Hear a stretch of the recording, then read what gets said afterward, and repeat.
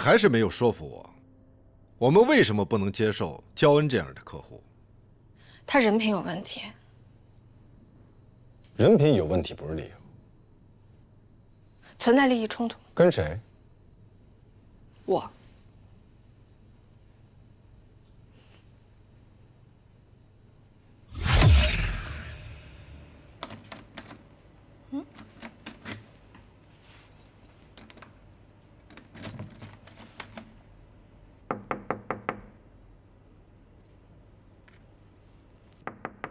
林小玲，开门！你怎么不开门啊你？你怎么了？焦恩老师，回来了。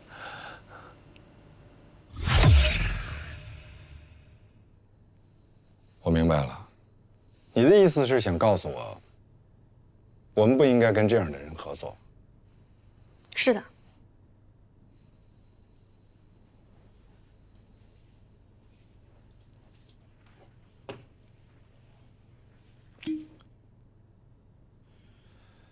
对不起，我不能答应你。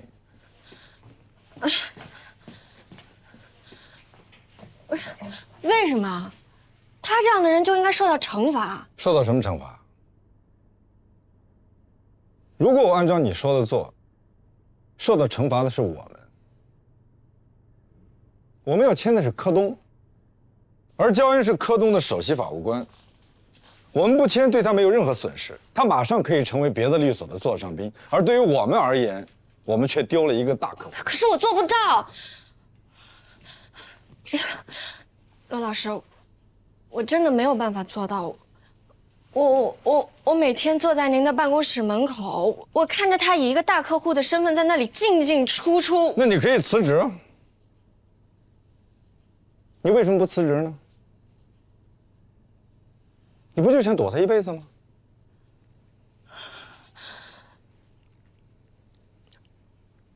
我只是不想再见到这个人。不想见到这个人就是在躲。你从上大学到现在一直在躲，你想躲到什么时候呢？我当时21岁，21岁我真的不知道我除了躲我还能干什么。我现在已经可以面对他了，所以，我才会把这件事情说出来。我才会原原本本的告诉你，焦恩他到底是一个什么样的人。然后呢？我知道，我很清楚的知道我们现在律所遇到了一个什么样的危机。其实我这2天我一直在犹豫，我要不要把这个话跟你说。我知道一个大客户对我们律所来说意味着什么。所以你以为你跟我说了，我就一定会站在你这一边？给焦恩打个电话说，对不起，像你这种人渣，我们是不会跟你合作的，是吗？你太幼稚了吧？你多大了？如果你刚来律所，我还可以理解。现在呢？你的成长在哪儿？你以为这样真的能解决问题吗？对不起，我真的没有办法答应你。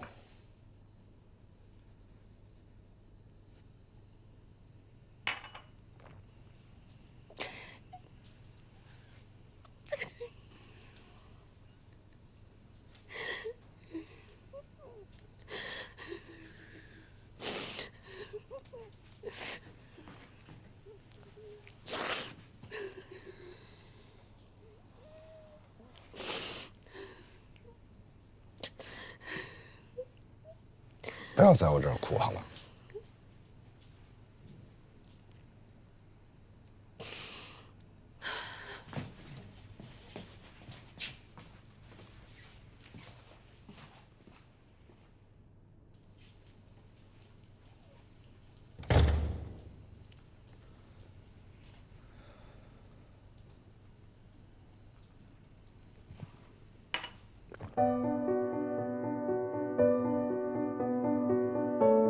而焦恩是柯东的首席法务官，我们不签对他没有任何损失，他马上可以成为别的律所的座上宾，而对于我们而言，我们却丢了一个大客户。可是我做不到。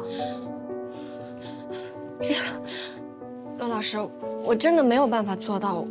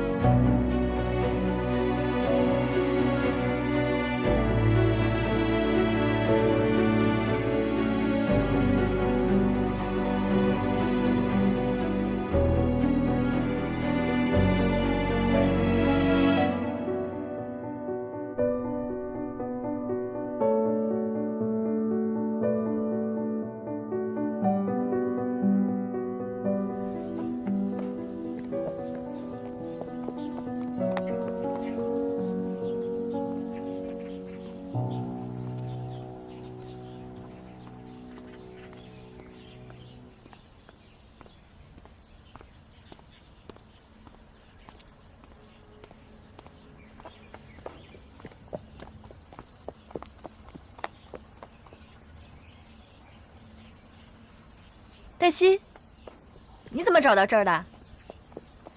我问了孟小雨，我和她没有什么联系啊。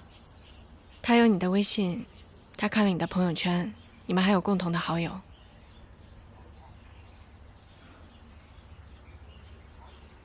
我看了好多年心理医生，医生建议我放下。我们的医生好像不大一样。你的医生建议什么？面对。那要不要我介绍我的医生给你？不用，我的医生是最好的。是吗？他叫什么名字？我要不要帮你打听打听？自己才是最好的心理医生。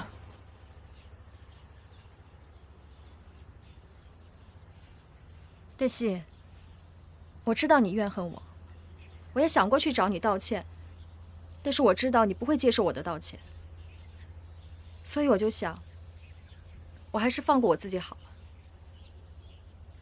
人这一辈子，总有些人是他对不起你，有些人是你对不起他。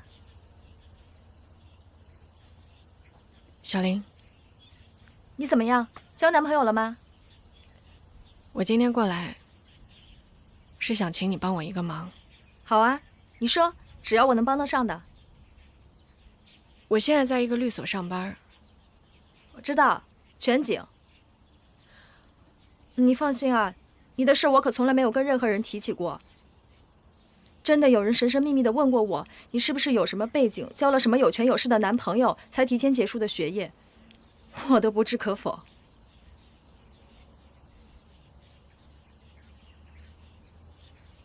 你让我帮你任何事都行，除了教恩。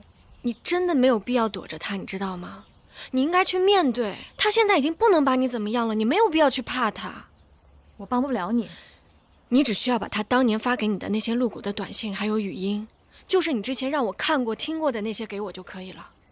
我删了，我帮你导出来过，导出来的在法律上也不能成为证据。我们可以申请鉴定。黛西，真的放下吧，我们还年轻，未来还有那么多好的时光，干嘛非要纠缠在这一件破事上呢？你当年孤立无援，没有人相信你的时候，我从来都没有劝过你要放下吧。我现在有家有孩子，我的老公非常爱我，我真的不想惹事儿。对不起，帮不了你，请你理解我。宝宝，宝宝，过来喝水啦！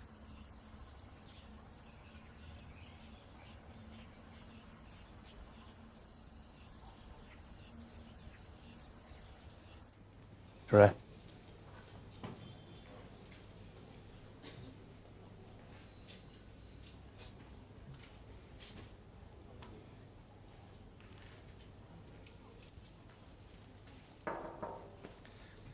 黛西怎么没来啊？请假了吗？他是你的秘书啊？但你负责行政，你是行政总监啊。我只负责我聘任的秘书。那您能不能在我的秘书缺席的情况下兼任一下我的行政呢？你们俩到底怎么了？没怎么样。你想多了。你如果看见他不在工位上，以你的脾气，你早就一个电话打过去了。我待会儿会跟他联系的。我帮你打。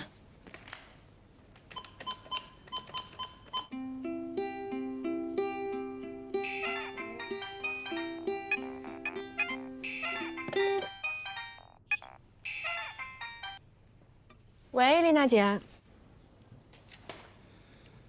你怎么没来上班啊？我还没想好要不要来呢。不好意思，我的外卖到了，我要挂了，拜拜。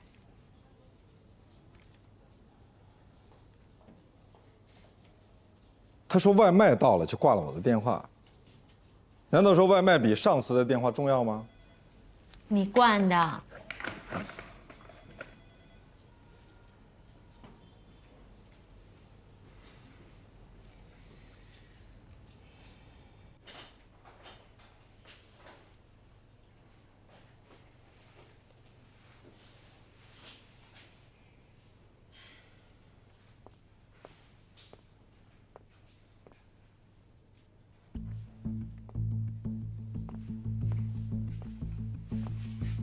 你好，黛西。啊，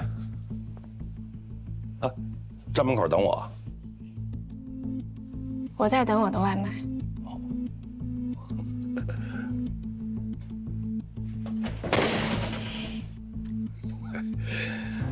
看这意思是不准备请我进去坐坐吧？跟你们公司合作，杨帆一直认为啊，我是因为他，其实我都是冲着你。这些年，我一直在关注你，我知道你头几年一直消沉，成天打游戏，当时我真的挺担心你。看你现在这样子，我真的为你开心。咱们今后可就要共事了。我知道你找过林小莲，他劝你放下，他是对的，他都放下了，你有什么放不下的？我给他介绍那个心理医生特别的好，要不要我介绍？你是在怕我？我为什么要怕你啊？因为你做了亏心的事儿。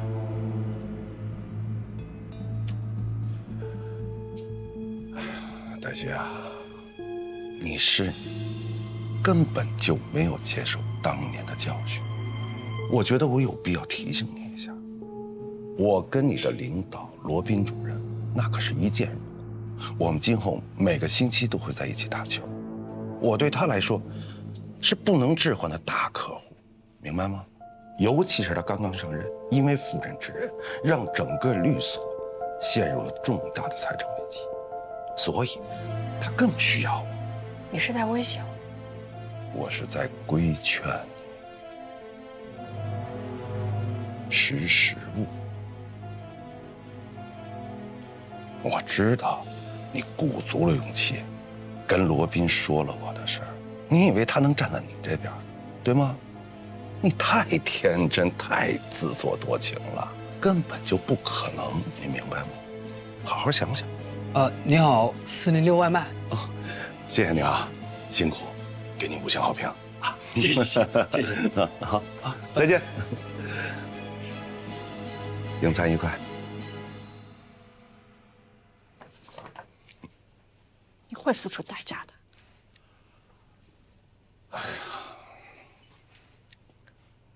你说让我付出代价，对你有什么好处？咱不如和平相处，我对你会有很大的帮助。OK？ 吃饭。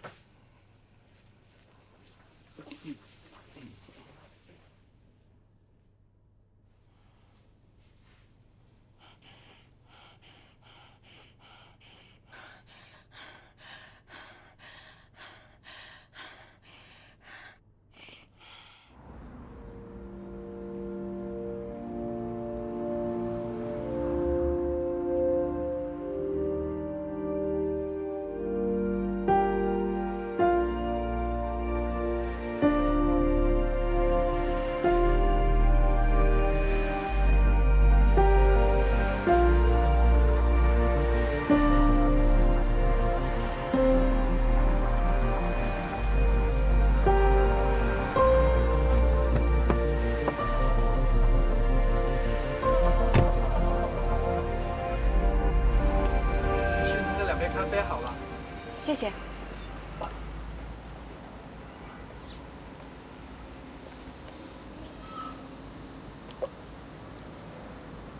你终于肯来上班了。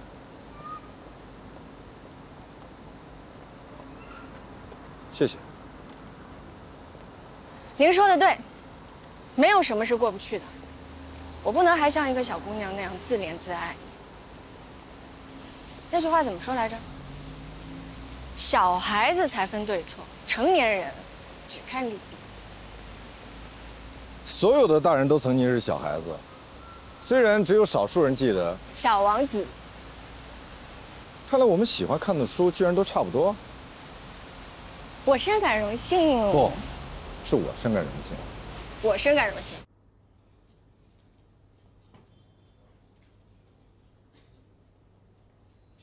对不起。啊，谢谢。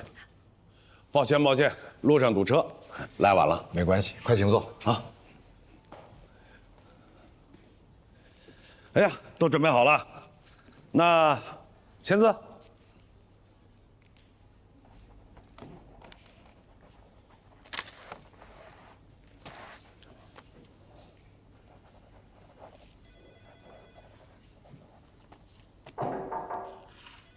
来，介绍一下，黛西，我的助理，以后就由她具体跟你们对接。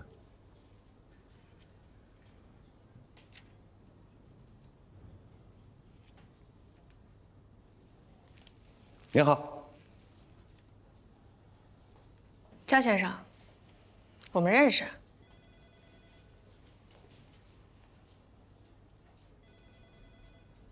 您现在是不是心里特别的恐慌、害怕？什么意思？你们是故交了？是啊，他是我的学生，因为道德败坏、人品卑劣，连毕业证都没有拿到，根本就当不了律师，这辈子都别想，对吗？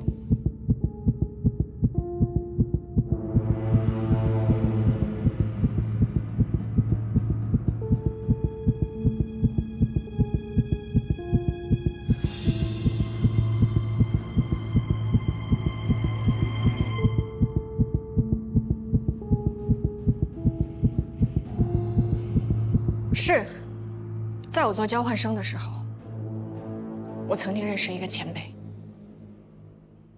那个前辈经常以介绍女生认识成功企业家为由，骚扰女生。于是我就在网上公开了他的恶行。我记得那个时候您使用的是英文名字，您的英文名字叫 Joe。那要说当年，是你在威胁我。敲诈勒索，我是迫不得已才拿起了法律的武器。您所谓的法律武器，包括的是收买女生、给封口费、签保密协议。如果他不走人，我马上换律所。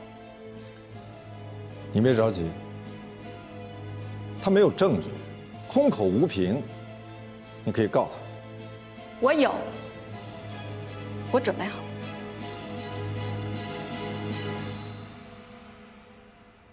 这是你当年写给林小玲的露骨短信。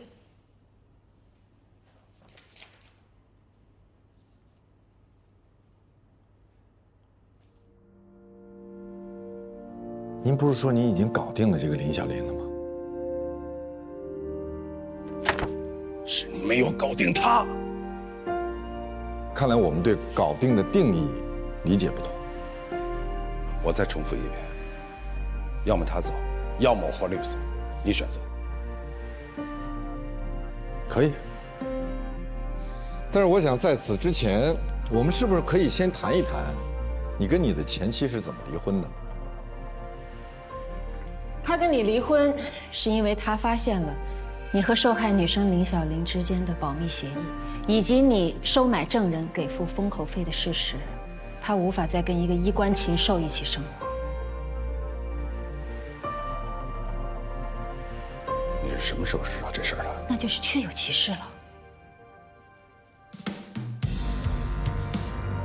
好，我要去律协告你们，你们竟敢侵犯客户的隐私权！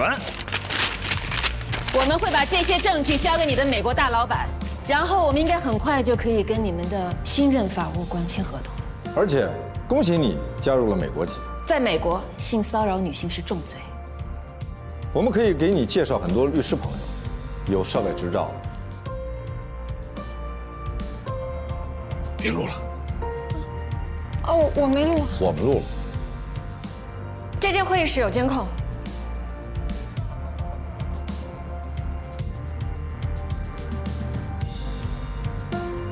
明白了。要钱，没问题。开价。这句我们也录上了。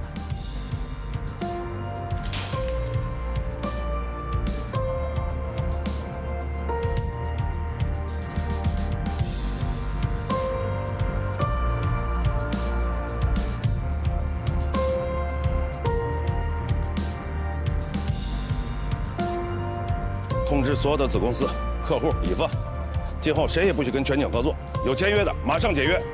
好的，焦总。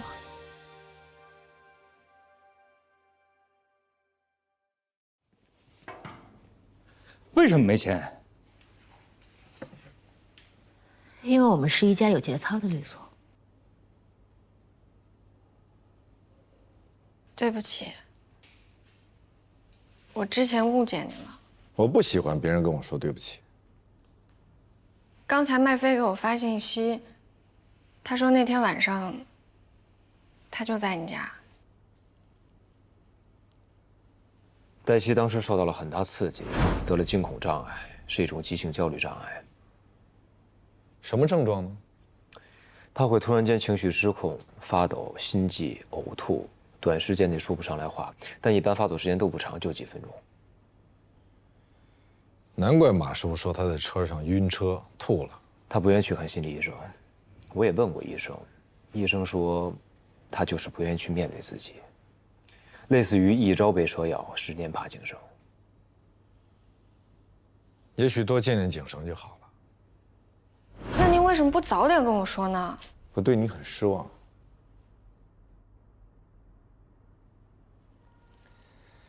我没想到你真的会认为我跟衣冠禽兽同流合污。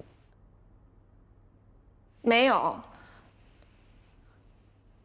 我就是觉得很抱歉，我害律所丢了这么大一个客户。谁说丢了？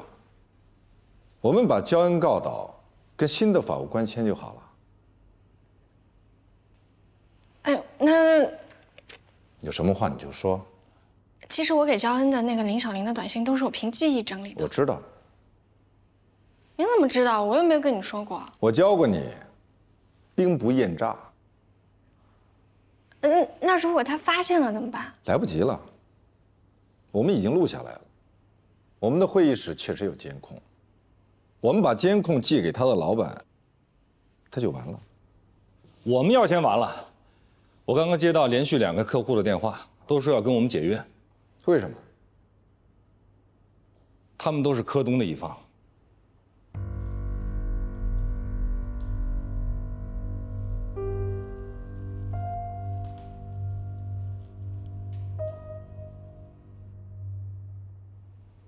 现在，柯东提出3个条件：第一，开除黛西，追究黛西法律责任，说黛西假冒学历。黛西没有假冒，她从来没有说过自己有学历。但是，她捏造证据，诬告陷害他人。黛西亲眼看到过那些露骨的短信，看到过那些内容，她凭记忆整理记录，这不能算是捏造。我们可以一条都不答应他，但是，我们现在面对的难题是：第一，我们已经替赵旭先行向客户支付了1000万的赔偿金，如果柯东签下来，那就不是问题。但如果没签下来，那这笔费用将会摊到我们每一个合伙人的头上。罗斌，当时你可是向我们承诺过的，可是现在没有签下来。文章，现在还不到互相指责的时候。我没有互相指责呀，我现在说的是复盘，复盘的意义就是我们不要再犯以前犯的错。你现在复盘，是在说罗宾错了，罗宾不行，让我们不要再听罗宾的了。我复盘的目的是，我们现在还有补救的机会。说说你的补救方案。行。第一，开除黛西，公开谴责；第二，我们给人家开一个公开道歉信；第三，罗宾带队，我们去登门道歉。这都是不可能的。只要我做这个主任，我不会同意的。罗宾，如果你要是好面子的话，你可以领就辞职，这些我们来做。我可以啊，我可以为了我的客户，我在法庭上当着法官的面，还有议法庭的人，我可以给客户鞠躬道歉，说 I'm sorry， 我对不起。难吗？男子汉大丈夫，能屈能伸，这有什么呢？对不对？我不同意罗宾就辞职。行。那我就这么说吧，我的客户呢，也明着跟我说了，要么咱们锁换头，要么我换锁，要么他换我，就这3个选项。你让我怎么办？你们客户多，我的客户少啊！我的客户可都是跟了我10几年的老关系了，你们也为我考虑考虑吧。那你就带着你的客户走人。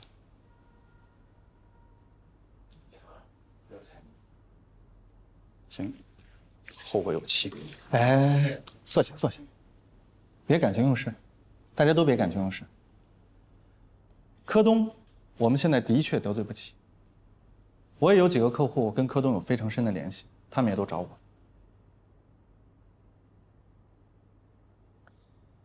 如果说你们觉得我辞职可以保住你们的客户，可以，我可以辞职，但绝不是引咎。我不认为我做错了什么，我不知道诸位为什么要坐在这间屋子里，但是我知道我为什么。如果仅仅是为了赚钱，为了讨好客户，我们完全可以从事利润率、性价比更高的行业。我们为什么要做律师？但是我知道我为什么。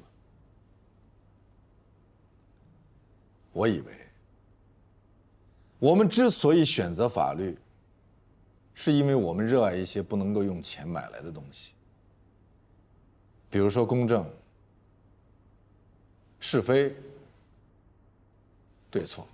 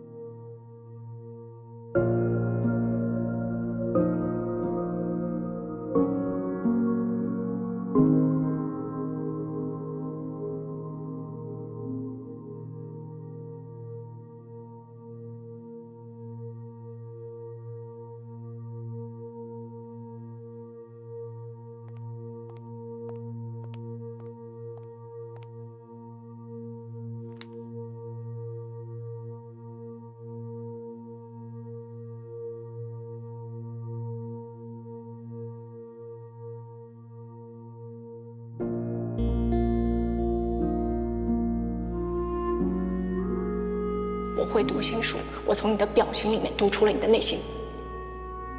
我在为你附送上一份工作的机会。你看过《侠胆雄狮》吗？那你能做什么？所有律师助理能做的事情，我都可以做。我觉得咱们这么做不对，不公平。你的工作不是来提醒我，记住，我雇你当我的助理，不是来让你问我这种愚蠢的问题。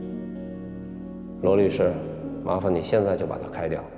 对不起，我也做不到。为什么？因为他是专业人士，他熟悉国家法律，我们不愿意承担开除他而带来的法律后果。对不起。以后你给客户讲道理的时候，我希望你能多考虑一下对方是否有接受不同意见的能力。恕我直言，我真的觉得您有点太不爱惜羽毛了。鸟如果太爱惜羽毛，就只能关在笼子里。我是怕，如果他们知道我没有学历，那又怎么样呢？怕他们嘲笑你？我是怕我以后不能跟你一起工作了。谁在意过我在说什么？宇宙冷漠，谁对谁负责？谎言啊，尽头是刻，一寸寸雕琢，仿佛可以触摸。曾几回的喧嚣着，穷追不舍，又经历过那么多，才能勇敢面对寂寞，冲淡夜色如墨。我用力过，每一刻都要快乐，我还是我，把伤痛写成一首热烈的歌，这样温柔。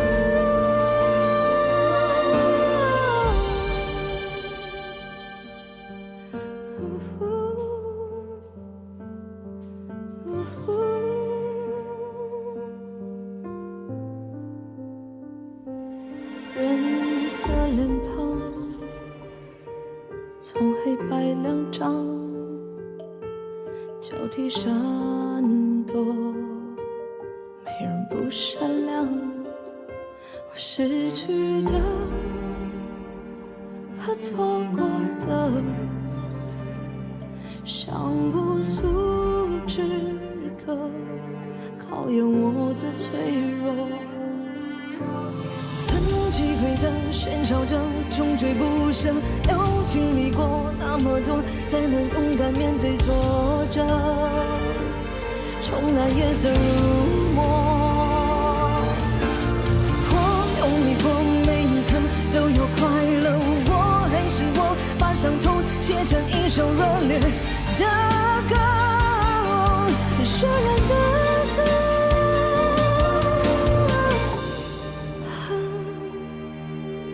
世界的温柔，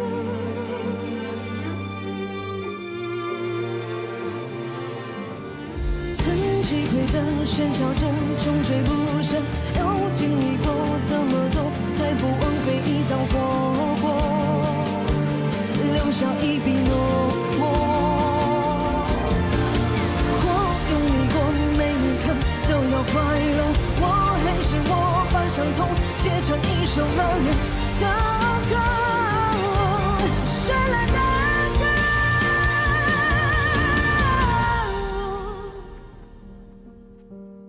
我的歌，我的歌。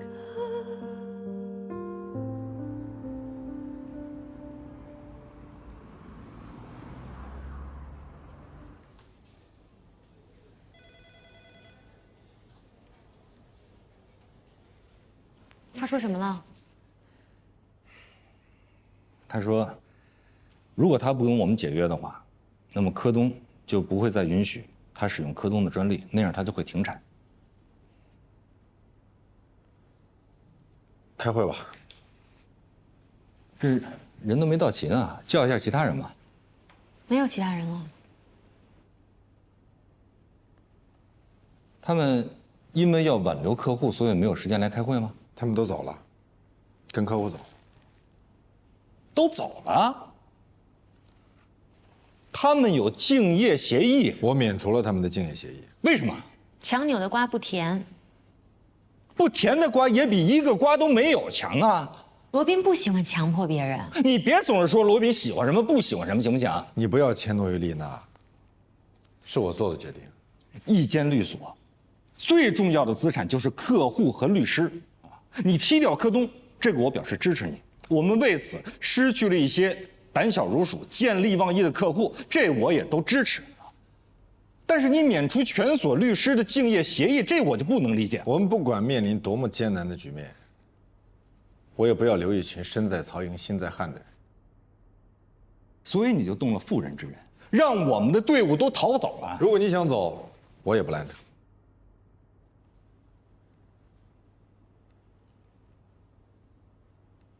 你根本就没有领导能力，你不适合做一个领导者。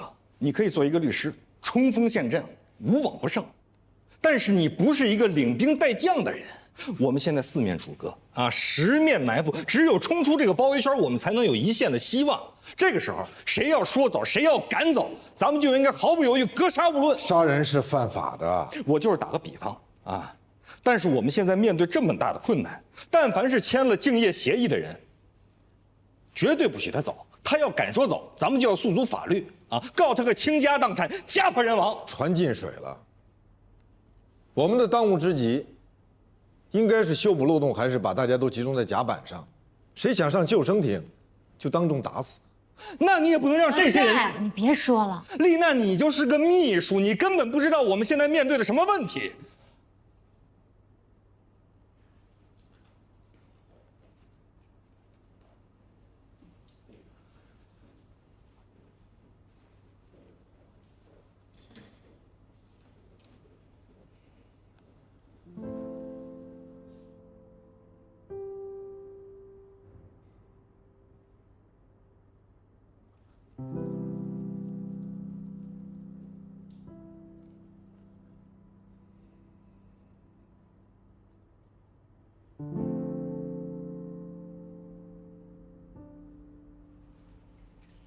你不用安慰我，我也不是玻璃心。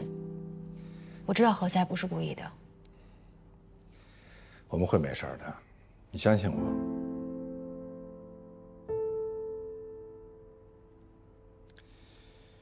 只是我们可能真的要过一段苦日子吧。你跟你们行政那边所有的司机、助理、秘书都打一遍招呼。凡是想走的，不要为难他们，让他们走好了。但也同时告诉他们，等我们将来过好了，随时欢迎他们回来。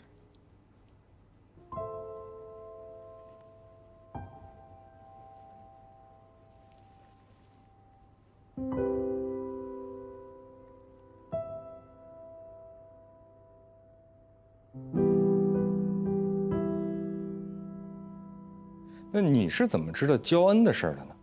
罗宾告诉我的。什么时候告诉你的？他为什么没告诉我啊？他需要我的配合。找我？我找何塞。那你们俩先聊。不，你不用走，反正他什么事情都会跟你说的。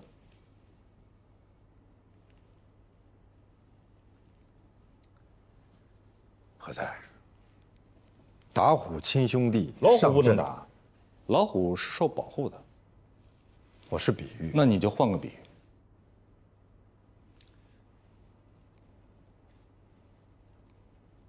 打仗亲兄弟，上阵父子兵。越是这种生死攸关的时刻，我们越是需要如父如兄的战友。我们必须要留下跟我们一条心、信念一致、生死与共的战友，我们才可能杀出重围。我支持罗宾，虽然他让我损失了一大笔钱。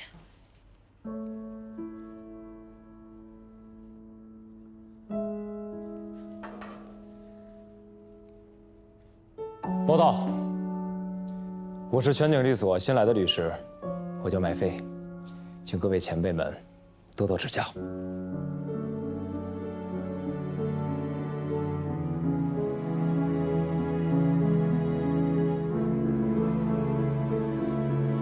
欢迎。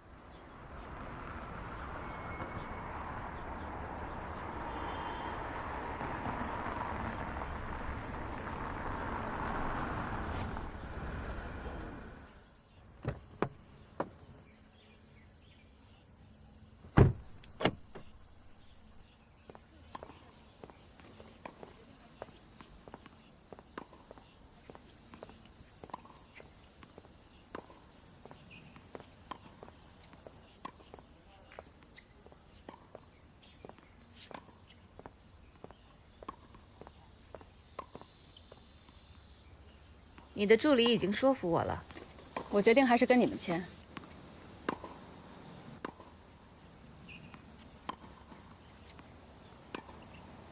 那我真的很想知道，他是怎么说服您的？我们的律师通常是知道我们秘密最多的人，而这些秘密全都是价值连城，所以我必须得找一个人，不管面对多么大的一笔金钱，都能够保持最终的底线。连我都被说服了。行了，我要回科东开会。你作为我们科东新任的法律顾问，能不能顺便多帮我做一件事啊？当然。给科东大股东的女儿起草一份离婚协议。那您的诉求呢？让焦恩净身出户，有难度吗？我喜欢做有难度的事情。合作愉快。合作愉快。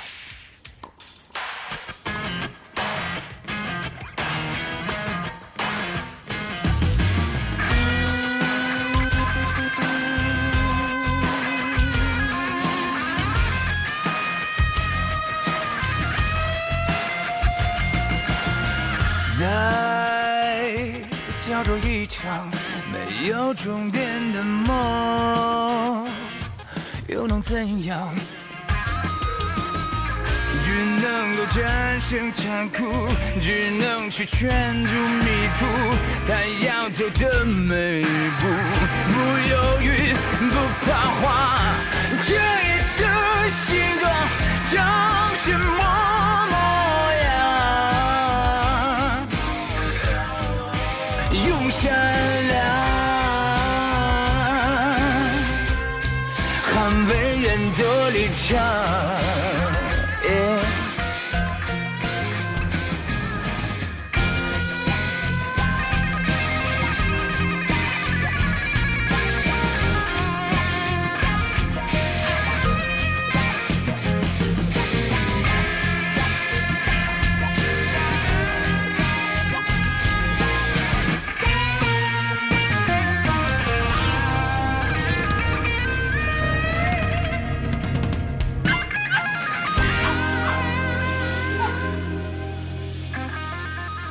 借我你的网球拍用一下。干嘛？我要砸车。砸车是违法的。那怎么办啊？这个？报警啊，让警察帮忙来处理。报警肯定来不及呢，天气这么热，他很容易死掉的。快点借我你的网球拍用一下。行，可以。喂，有没有点常识啊？这东西能砸开吗？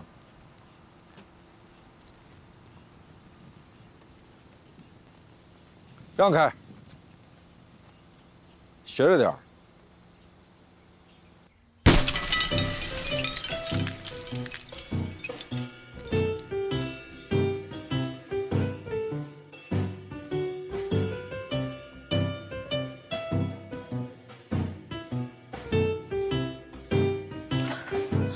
没事吧？罗宾先生，你涉嫌故意毁坏财物罪。告我吧。麦飞他是被冤枉的，是那个保姆虐待他爷爷在先，他从监控里看到，然后就太生气了，所以就冲回家打了保姆。亏他还是一个律师，一点法律常识都没有。保姆虐待老人可以去报案啊。是，他当时就是有点太冲动了嘛，所以。那监控视频呢？那个保姆求着他删掉，他就删了。愚蠢。警察说让我帮他找个律师。那警察是不是还说，让你找到那个保姆，赔偿人家一点钱，写份谅解书？马上找到他的地址。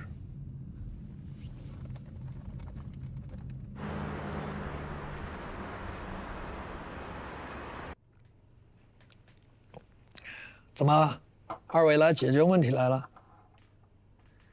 好，那我就给你说道。昨天晚上把我老婆从他们家赶出来，你们也看见了啊，把我老婆打成什么样了？2颗牙都给打掉了。请您好好想一想，如果是您看到您的父亲被人虐待，您是不是也会有点情绪失控呢？咱这是一码归一码啊。我老婆跟我说，那老头就欠揍。你说这么大的人了，连个尿尿都不会，啊，还不如个猫狗呢。我老婆刚给他把裤子穿好，他就尿了。你说又给他换上，他又尿了。你说这不诚心的折腾我老婆吗？啊，您这2颗牙是什么时候掉的？昨天当场给打掉的。不可能！怎么不可能？他自己都承认打人了，跟警察都认了。您老婆知道的，我当时就在现场，我看到了，没那么严重，血都没有流，我没有看见牙齿掉了。是你说了算还是我说了算？我告诉你，我们这已经构成轻伤，已经验过了。那您这个鉴定时间是什么时候做的？肯定是被打了以后才做的。行了，行，我跟你们2位也不说这么多废话了。一句话啊，1颗牙50万，2颗100万，你们给钱，我们就不告了。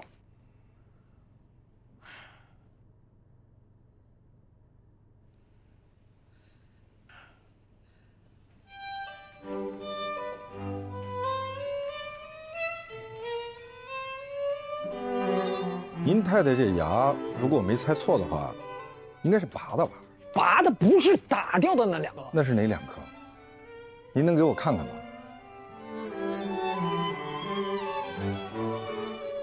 黛西，你来给他们普及一下诬告陷害罪。好的，捏造证据诬告陷害他人，意图使他人受到刑事追究的情节严重者，处3年以下有期徒刑、拘役或者管制；造成严重后果的，处3年以上10年以下有期徒刑。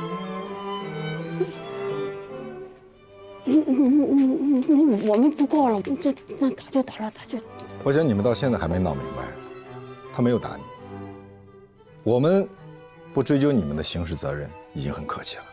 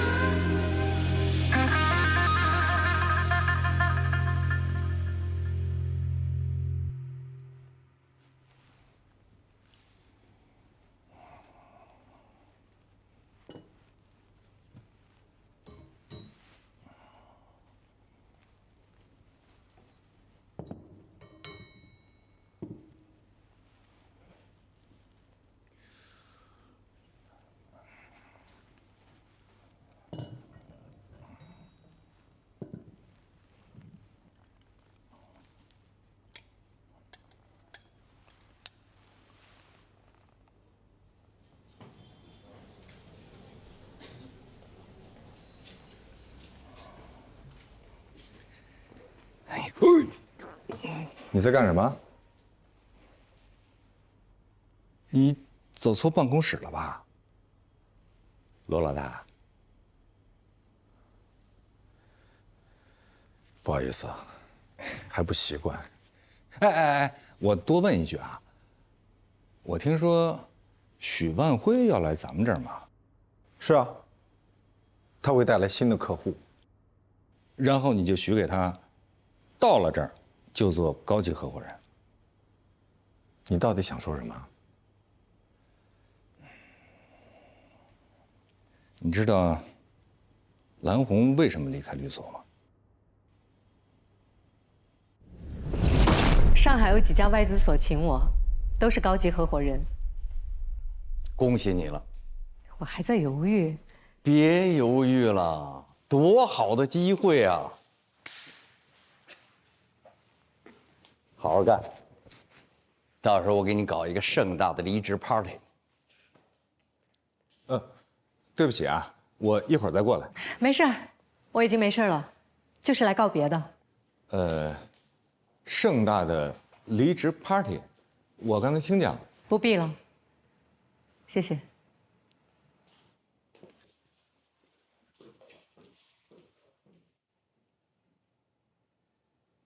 我没办法给他高级合伙人的位置。为什么？这不是明摆着的吗？你们干了多长时间，他才干了多长时间？我要是给他高级合伙人的位置，你们能平衡吗？你们不平衡，谁给我干活啊？这实话吧？当时我在场，如果封印是你，我不是封印。当然了，我知道啊，你不必去做封印。为什么你们每个人都要告诉我封印是怎么想的、怎么做的？而你们每个人明明又知道我不是封印。我怎么说才能不让你误解我呢？我们说封印，并不是说要你成为封印。其实你的这种此时此刻的感受，我体会过。真的，你像很长时间以来，别人都在跟我说罗宾是怎么做的，罗宾是怎么说的，甚至有人说我们俩关系不好，说我想要灭掉你。但是我指天发誓，我从来没有这种想法，我顶多是想要成为另外一个你。但是后来兰兰跟我说了，她说我不必成为另外一个你，尤其是不能做一个盗版的你，要做就做正版的自己。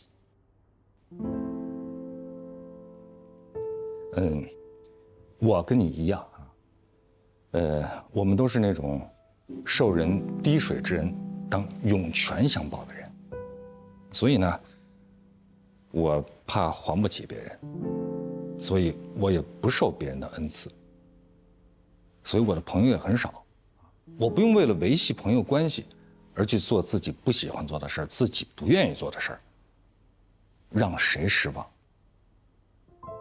都不要让自己失望，这是我父亲教给我的。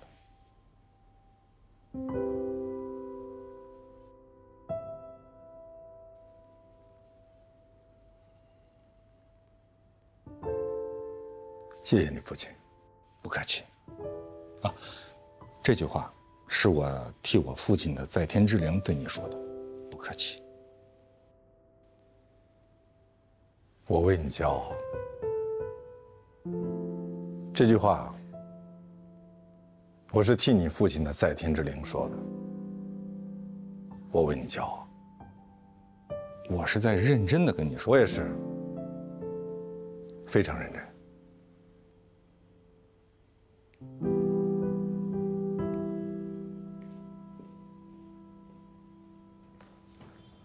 罗主任，丽娜不在吗？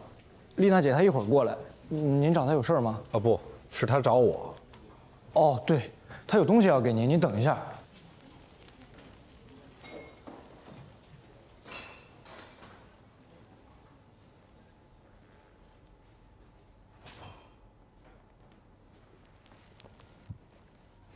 丽娜姐说，您觉得哪张适合挂在合伙人墙上，您就选哪张，您定。不好意思打扰了。找丽娜还是找我？找你。你让她自己定吧。啊。什么事儿？柯东要换人。换谁？焦恩。焦恩？那有没有可能约到他？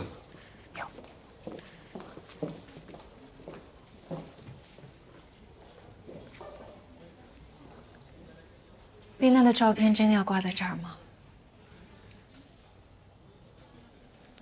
还没公布，我还在考虑中。权益合伙人或者类似的职位。我约好焦恩的时间告诉你。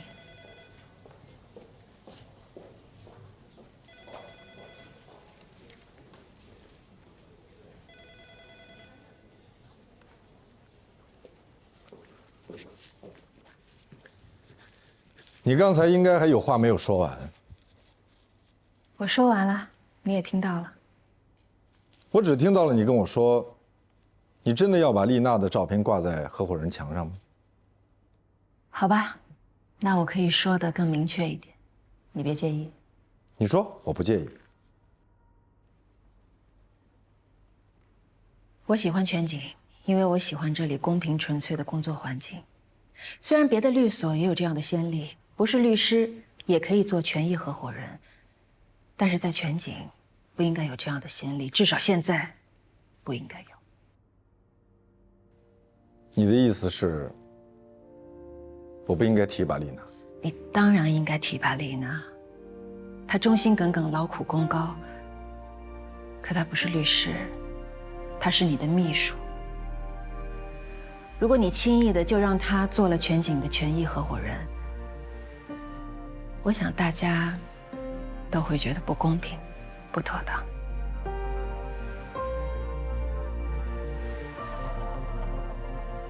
我猜，也许很多人都会跟你有一样的想法，只是他们没有像你一样说出来。我跟你说的这些，你放心，我不会告诉任何人。非常感谢。不，应该是我对你说，非常感谢。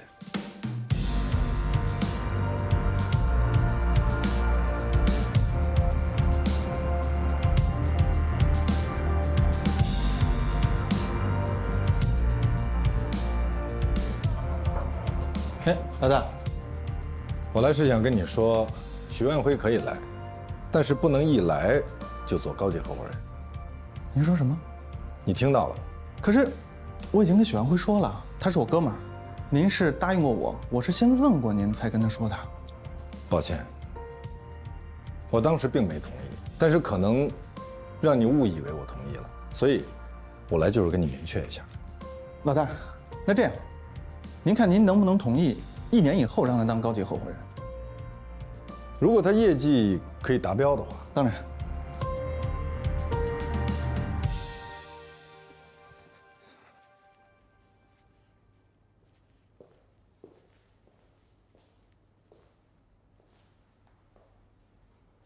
我觉得我需要向你认真的解释一下，以免你误会我。来，你坐。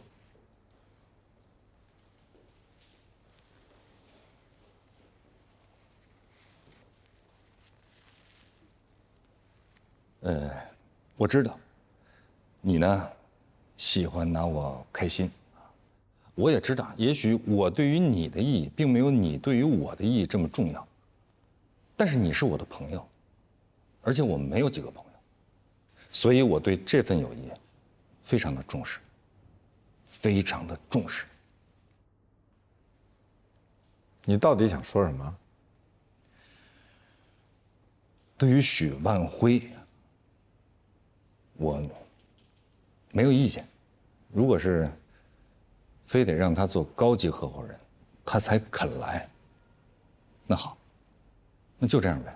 因为我换位思考了一下啊，你说现在啊，顾姐走了，封印走了，蓝红也走了，你作为咱们律所的老大，你即使就是为了充实这个高级合伙人的队伍，你即使就是为了装点门面，我觉得也是需要的。如果换个人，恐怕早就跟你翻脸了。我说了什么让你翻脸的话吗？装点门面，是这句话吗？哎，你抓重点好不好？我不是说你再装点门面，我是说你即使是为了装点门面，那我也同意。我不同意。你说的对，让谁失望，也不应该让自己失望。所以我已经跟他们说了，许万辉可以来，但绝对不能是高级合伙人。我就知道你不会让我失望的。喂，能不能正经点？他不能过来就当高级合伙人的，要不然我们这些人怎么办？赶紧去忙吧。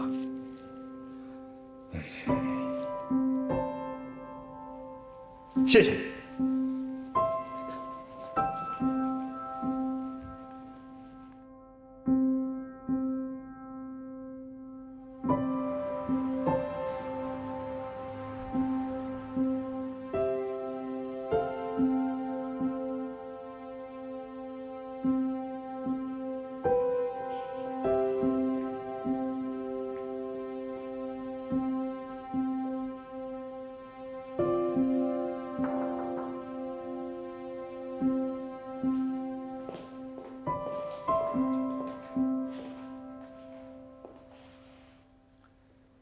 什么事儿？我感觉你好像有心事啊？你从哪儿感觉出来我有心事儿？那您大晚上喝什么咖啡啊？喝咖啡就代表有心事儿啊？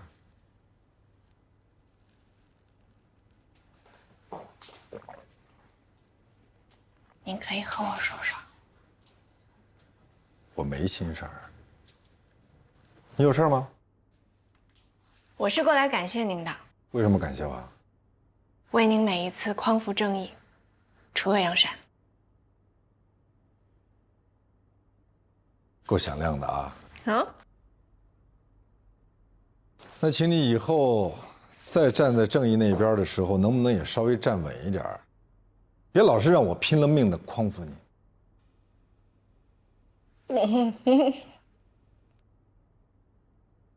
下班回家了。少喝点儿。